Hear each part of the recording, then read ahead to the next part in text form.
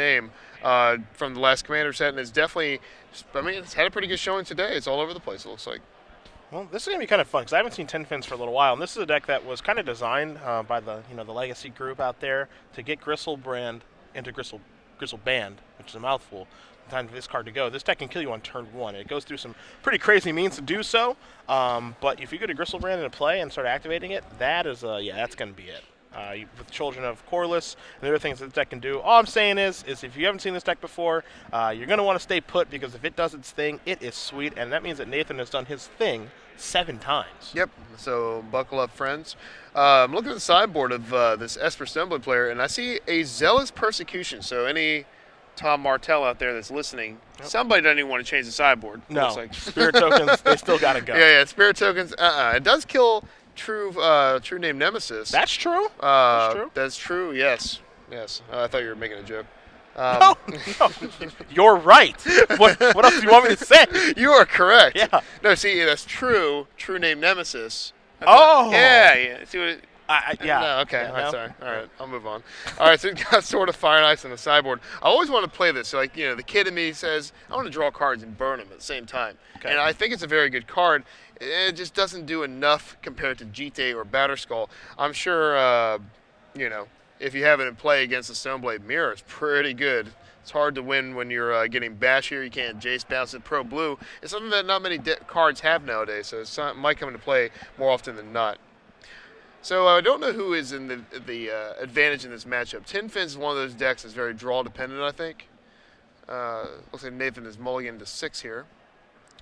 And we'll see if he keeps. Nope, down to 5. All right, so we're going to 5. This deck is really explosive. It can certainly mulligan to a hand that could still put a Gristlebrand into play on turn 2. And you saw, or turn 1 or turn 2, excuse me. And you've seen with his mulligans, he hasn't even thought twice about mulliganing. He just says, looks at his opening 7 or 6, and he says, yeah, easy mulligan, move down, which leads me to believe that he's probably taken some mulligans over the course of the day and still been able to win despite that. Another reason why he's can mulligan to 5 and just win anyway, because Kyle's got a bunch of dead cards in his deck. True Name Nemesis is pretty awful against this deck. Yeah. Probably Probably the most awful card you could possibly have, because not only does he not really care about creatures, I mean, by the time you hit him for 3 damage enough, the game is you're in your court anyway.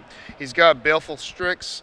It's kind of an interesting card, but not very good against this deck. The cantrip's not so important. He's got 4 Sword of Plowshares. Not again, you're looking at these cards in the Stoneblade deck that really can't interact with a deck like this. You can't really Sword to Plowshare and Emrakul to death. Mm-hmm. He's got Engineer Explosive, Jite, just tons of cards that really do nothing. So Kyle might think he has a good hand, but he could just have an I'm dead hand.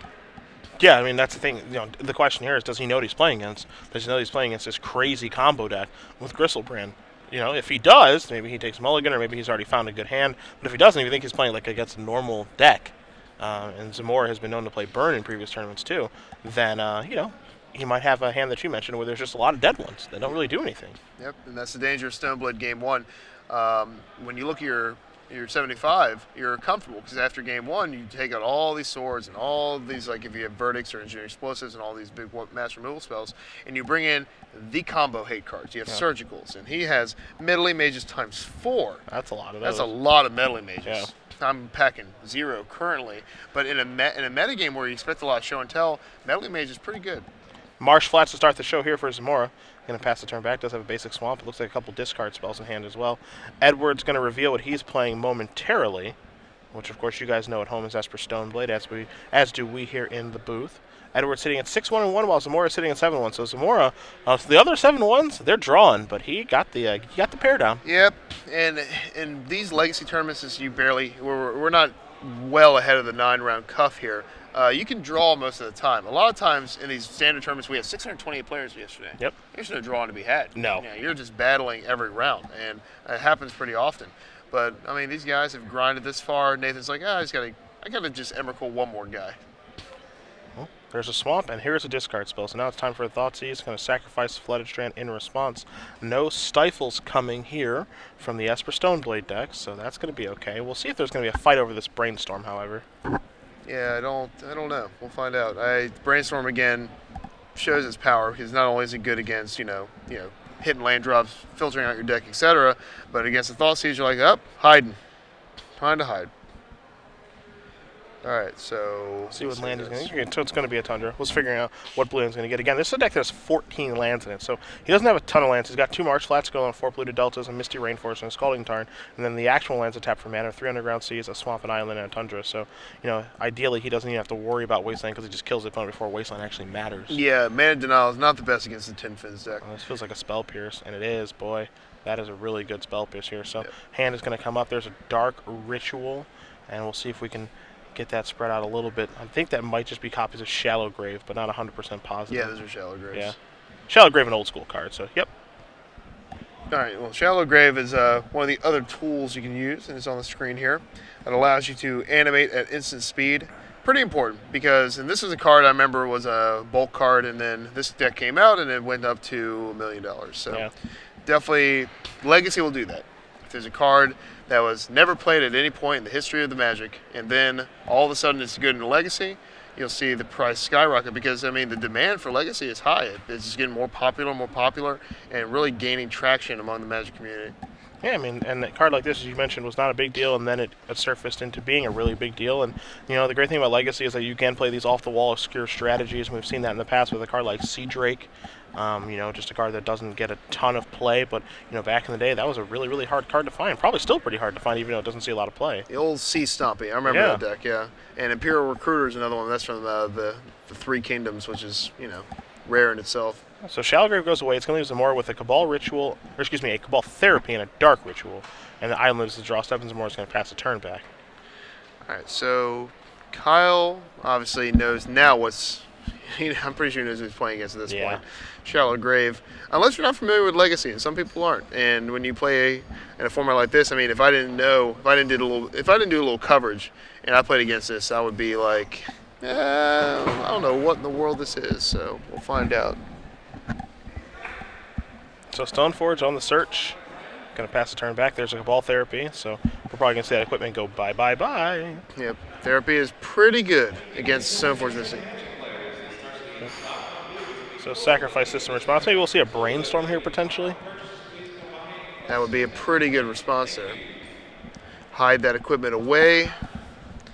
Don't get it. And we do see a Brainstorm there, so that is what's going to be happening.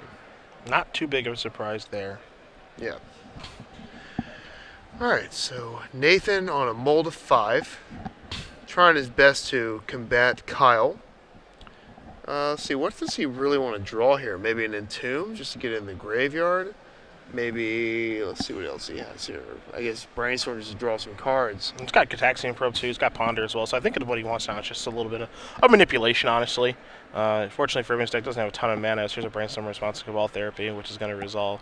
So, Cabal Ritual just trying to clear the path. And then again, he might not be trying to resolve anything.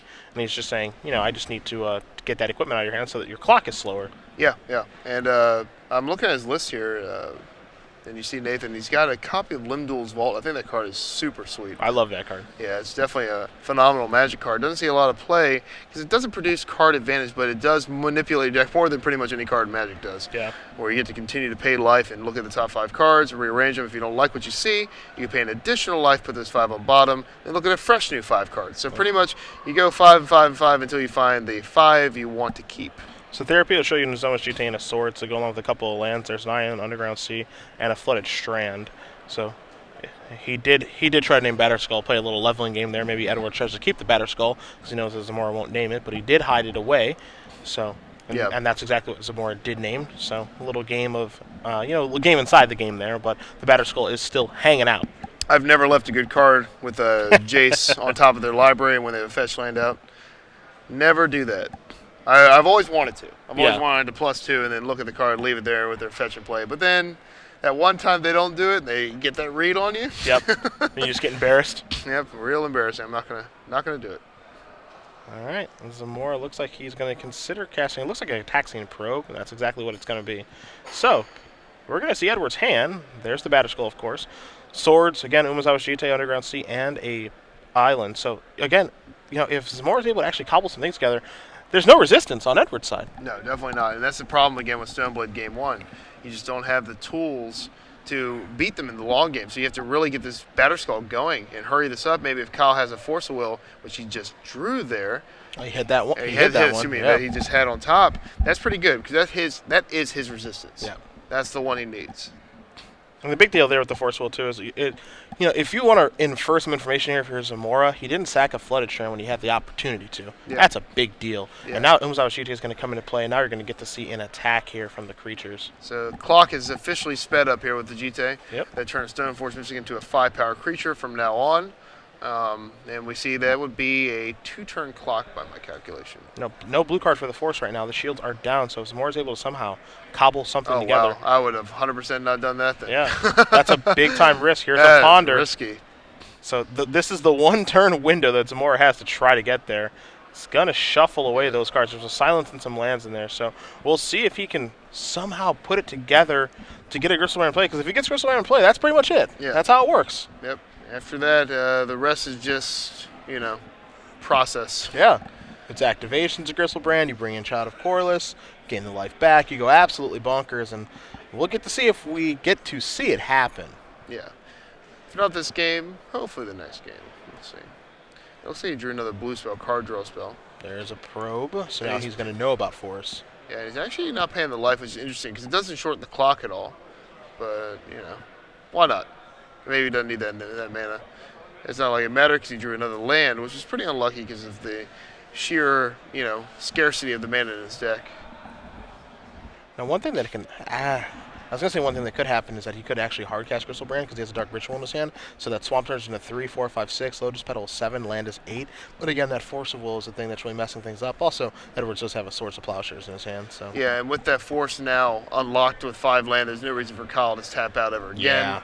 And we're probably going to see a concession on Nathan's turn because it's not really a card he can draw. He needs to draw 2 cards at once. He needs to draw Therapy for the Force of Will or some way to get rid of it out of his hand, and then a way to get Gristlebrand in the graveyard and then in play. So you see an attack here for 4, 5, 6, 7, 8, 9. 2 more GT counters are going to be put back onto here. So Nathan going to take his damage into Caracas, which will make things difficult, and then Force of Will still up. And there's Polluted Delta and going to pick up the rest of his cards. So Kyle Edwards is going to win game number 1 over Nathan Zamora. Esper Stoneblade defeating Tin Fins as both players are going to go to the sideboard. We're going to do the same. I got Zamora's deck list in front of me.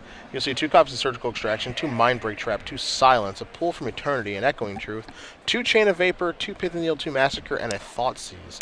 So a lot of 2-in-1-ofs here in the sideboard. The big question is what's the best way to apply these cards, and that's a hard question to answer. Echoing Truth could have some things that it does in this matchup. There are Meddling Mages hanging out in Edwards' sideboard. Massacre can actually take care of those Meddling Mages and Stoneforge Mystic. Thoughtseizes, Proactive Spell, be able to force through your combo. Chain of Vapor gets the problem cards off the board. Silence makes it so you don't have to worry about counter magic. But as an Esper Stoneblade player yourself, you know that there is both counter magic and discards. So Silence doesn't take care of both the problems. Yeah, I see. With that problem being, on the table, I'm pretty sure Thoughtseizes is the only real card you can board in confidently. Because I don't know, Meddling Mage is such a fringe card. It's not really in the Esper Stoneblade decks. Pretty much, you can guarantee it's not in his deck, and he's going to be real shocked when he sees them. Not only does he have 1 or 2, he has 4 Meddling Mages. That's a lot of those. That's a lot of meddling that he's going to be doing. On the other side, we have Meddling Mage, Flusterstorm. Both those guys are coming in, and then Rest in Peace. And here's the danger of playing a Reanimator version instead of the Show and Tell version, is because you are susceptible to that kind of graveyard hate. A Rest in Peace against his deck on turn 2 is pretty devastating, but luckily Nathan's on the play, so by turn 2 he could be dead. He has a copy of Pithing Needle. You can name Gristlebrand with that. Doesn't seem too bad. Definitely shuts off all the card draw that comes with it. Besides that, I don't see much. Definitely not bringing in the Zealous Persecution. That's for those Lingering Souls, all 3 people in the universe that play Lingering Souls. But that's fine. Kyle, keep it up. All right, so you a little bitter there? A little bit. You a little touch bitter there, guy? I feel like it has someone's name on it, just to kill some things.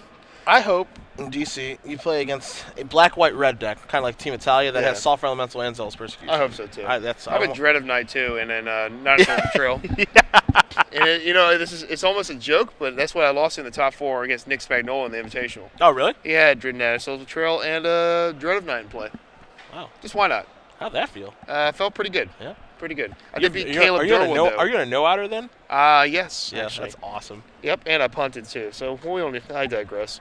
Hey, you brought it up. I did. Not me. I did. But luckily, that was first time I actually played in a real competitive event with a legacy deck that I was comfortable with. Sure. Yeah. So I mean, it was definitely a decent finish, and I won about 2 matches in standard. So again, as per usual, cannot win in standard, but in legacy for some reason I keep falling down into wins. I don't know Hey, what's going on. sweet format. That's why. I love it. And I think Kyle's feeling the same juice that I felt there that day. As for Stoneblaze, 6-1-1, a win in, up a game, always feels good. So he's going to try to represent in the top 8. I know that we have. I think we already have one Esper S deck. Actually, it's the blue-white Stoneblade that Timothy Thomason was playing. Oh, straight up we've blue-white? already got, yeah, just blue-white, no black. A lot of True Name Nemesis, 3 in his main, 1 in his board. So if you're a fan of this Stoneforge Mystic type decks, that we have at least one of that strategy in the top 8. His deck looked really, really good, so I'll be excited to watch it again. But I want to see who's going to break through here. I want to see Tin Fins again do what it's supposed to do, because when it goes off, it is rather impressive. And again, Zamora has been able to go off 7 times today. He's won 7 matches with this deck. So this deck is incredibly explosive, incredibly powerful, but he did have to mulligan down to 5 that game and lost that one pretty easily. His cantripping didn't really find anything. His discard got countered and all that stuff. So countered via Brainstorm, and then his Brainstorm of his own got countered by Spell Pierce. So let's see if his deck can actually do what it's supposed to. Yeah, I think it can. I think he just needs a slightly better start than he had last time. And they're taking a pretty good amount of time to sideboard here. Hey, they want to make sure they have got what they need. Yeah, got what you need, and we'll find out.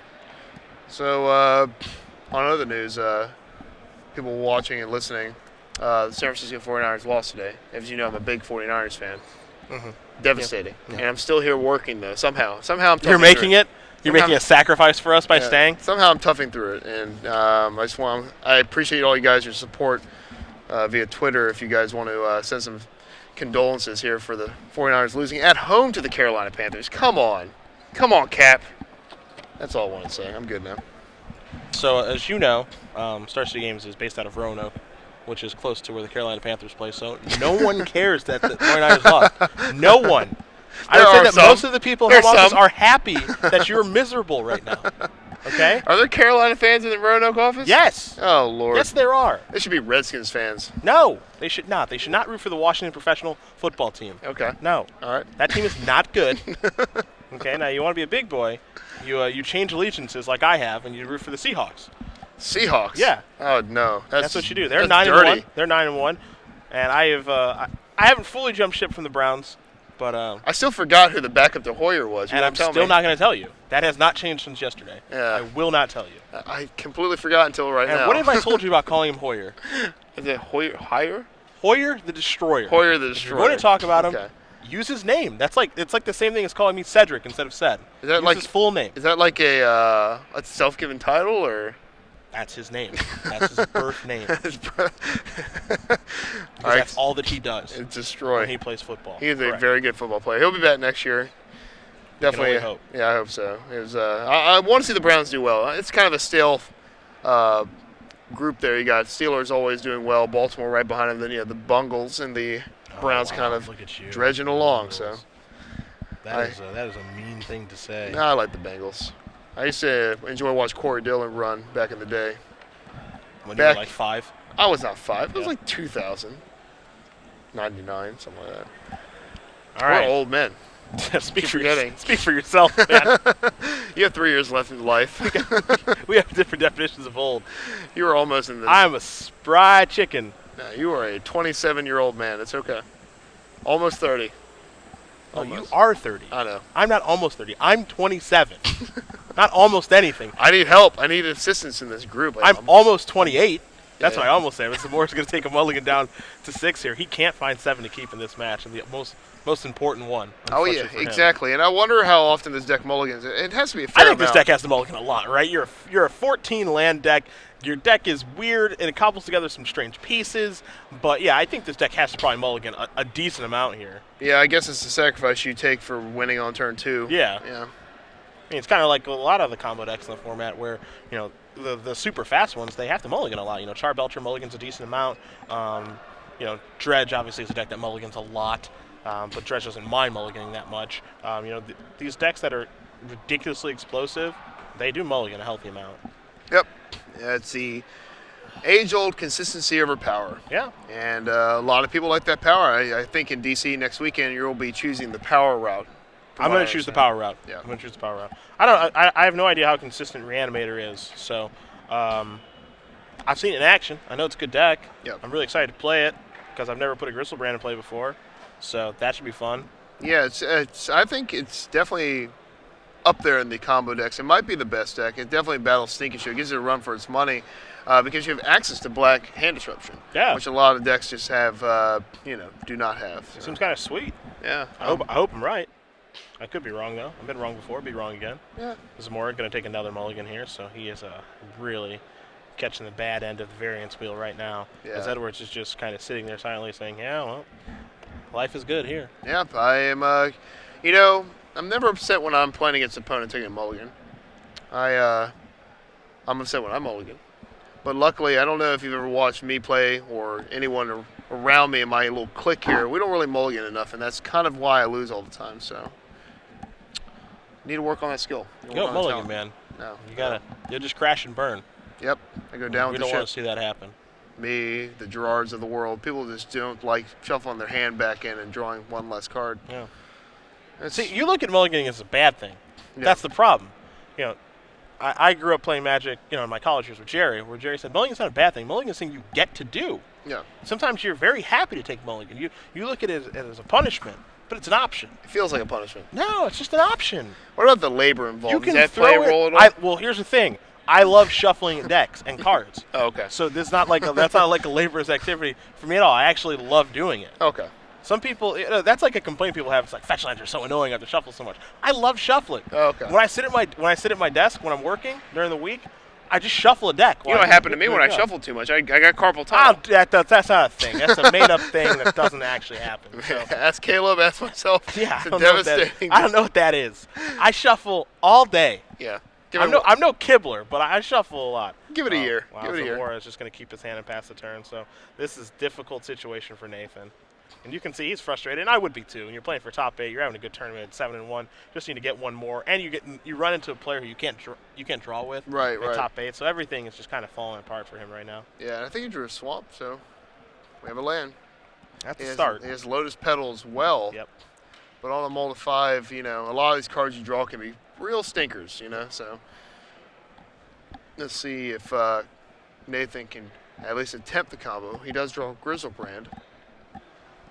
Much better in the graveyard than in hand. Are you sure? I'm pretty sure. Except for unless you're sneaking and showing, though. It's weird. There's so many different combo decks I'd like to get these in play in many different ways. So we'll see if he can get that in play somehow. All right, so we're tapping some mana. And Kyle plays in. Rest in peace. R.I.P. All right, I have bad news. I have seen this show before. Have you? I believe this happened to Jacob Corey in the finals of the Legacy Open where he got knocked out, I think, by an Esper Stoneblade player, and I think there was a rest in peace involved. It's very, very hard card for Tin Fins to beat. Yes. Putting it lightly. Yeah, that is definitely an understatement. That card is pretty much defeat Reanimator written all over it. Yeah. Every way you can read it. Rest in peace, definitely one of the most powerful, if not the most powerful, graveyard hate ever printed. Yeah. It has the 2 modes. It gets rid of it right when it comes into play. It gets rid of it for the rest of the game. And definitely not overpriced at the cost of 2 mana. Yep. The only thing that's wrong with it is not blue. Yeah. Yeah. Because then it would just be perfect. Here's a Misty Rainforest comes into play. That's pretty much with every card, right? Yeah. Yeah. Lightning Bolt blue, that'd be pretty good. Yeah, it might as well be. Yeah, and looking at the ways for Nathan to get out of the situation again, he's got an Echoing Truth, he's got 2 Chain of Vapors to kind of get himself out of this. So he's basically drawing it 3 outs because he can't go off when that card's in play. He doesn't have a card like Show and Tell or anything of that nature to be able to go off. So yeah, he'd have to ritual, like you mentioned in Game 1, the hard way. Yeah, to get the Grizzlebrand, which would be sweet. Yep. As now sort of Fire and Ice, is going to come into play off of Stoneforge Mystic on the end of Zamora's turn. Edward's going to untap. We'll probably see an Equipsies here, which we do see. And now the pressure is on because we've got 5 points of damage coming across. 1 from the Mystic, 2 from the +2/+2 on the sword, and then 2 from the actual damage trigger on the sword. Yep. So that's looking at now a 3-turn clock. It's definitely the coolest of all the equipments, easily. I think it's has just those things you want to do. It kills creatures, it draws cards. Definitely two of the better abilities. And of course, the protections are real sweet too. Pro Red against a lot of decks back in the day was just lights out, and Pro Blue in this format can't be jaced. So there's a lot of cool things that go with it. And Kyle, the kid in him, Edwards, is going to play sort of or I almost said two, Fire and Ice. And I'm kind of jealous. I kind of want to play it now too. Snapcaster Mage comes in, and this is just to add to the clock. Does this change anything here? 3, 4, 5, 6, 7. So what this does is it's going to still be a 3-turn clock, but what this does is make it so that Nathan won't be able to sack a fetch land profitably here. Right, and he has Rest in Peace in place, so Snapcaster's worth. Oh, and there's a tar pit out there, so yeah, it's actually just going to be a 2-turn clock, and he's getting super aggro now. 1, 2, 3, 4, 5, 6, 7, 8, 9, 10. So it's actually puts more down to 5. You see him add up the damage. You've got 1 from the Mystic, 2 from the Sword, 2 from the Snapcaster, 3 from the tar pit. That's going to be 10. 3, 4, 5, 6, 7, 8, and then Sword Trigger makes it 9 and 10. So he's going to sacrifice both of these lands as Zamora. He's going to go down to 3, and he's going to hope. Let's see a Chain of Vapor in a turn, huh? Yeah, that'd be sweet. Yeah, Chain of Vapor, Entomb, Reanimate. Last few cards. Reanimate's not going to do it, just so that you know. Excuse me. All right, Shallow Grave or Goryo's Vengeance is fine. Reanimate. There's a singleton Reanimate in this deck. Oh, yeah, so it's like, I don't think you want to do that, Shaheen. No, that's not a good one, no. That is a negative life total, my friend. No, definitely not. Draw a card. That is not it. Yep. And that's going to do it. So, Kyle Edwards is going to win this match over Nathan Zamora. Esper Stoneblade does defeat 10 Fins, and I believe that is going to make it so that Edwards is able to get into the top 8 here at 7-1-1. You see Zamora walks away. He's a bit frustrated, understandably so. You know, right. Was a nice enough guy to shake his hand and things like that.